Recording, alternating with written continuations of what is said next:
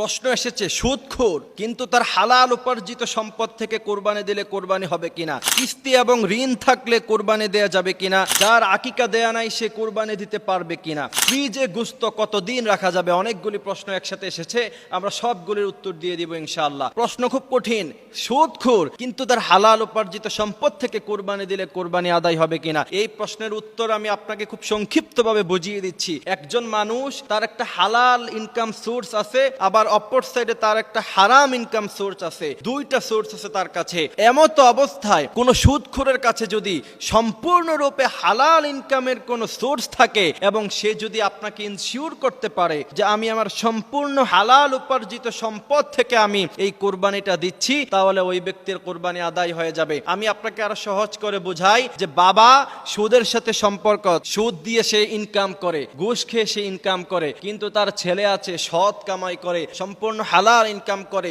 তার ছেলে যদি তাকে এই পরিমাণ কোরবানির টাকা দেয় যে বাবা আমি তোমাকে 50,000 টাকা দিলাম, এটা দিয়ে তুমি কোরবানি দাও, তাহলে এই সুদখোর যে তার ছেলের হালাল উপার্জিত সম্পদ থেকে কোরবানি দিল, তার কোরবানি কিন্তু কবুল হয়ে যাবে ইনশাআল্লাহ। সুতরাং এই বিষয়টা আমাদেরকে খেয়াল রাখতে হবে, বিশেষ করে যারা শরীকদার, আপনারা অবশ্যই এই বিষয়ে শিওর হয়ে নিবেন যাদের সাথে শরীক হচ্ছেন কোরবানিতে তাদের সবার ইনকাম হালাল সোর্স থেকে এসেছে কিনা। যদি একজনের ইনকাম হারাম সোর্স থেকে আসে, তাহলে আপনাদের কারো কোরবানি আল্লাহ সুবহানাহু ওয়া তাআলার কাছে কবুল হবে না। দ্বিতীয় প্রশ্ন, ঋণ পরিশোধ করার পরে যদি নেশাব পরিমাণ মালের মালিকানা আপনি আর না থাকেন, তাহলে আপনার জন্য কোরবানি দেওয়া ওয়াজিব নয়।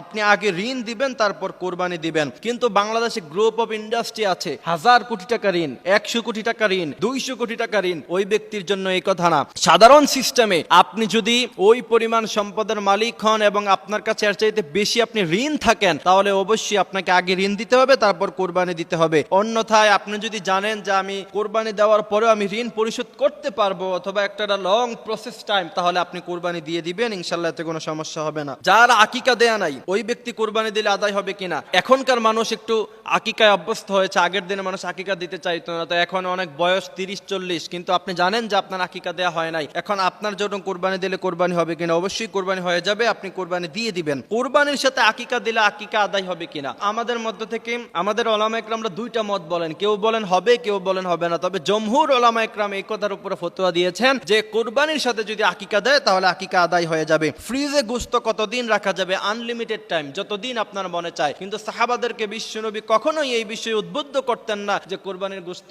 তোমরা জমায়ে রাখো। রাসূল নিজেও দিয়ে দিতেন, এবং হাদিস শরীফের মধ্যে এসেছে আল্লাহ নবী সাল্লাল্লাহু আলাইহি ওয়াসাল্লাম একদিনে প্রায় 60টির মতো উট জবাই করে গোটা মদিনার মানুষকে তিনি খাইয়েছেন। সুতরাং সেই জায়গা থেকে বোঝা যায় ফ্রিজে গোশত জমা করার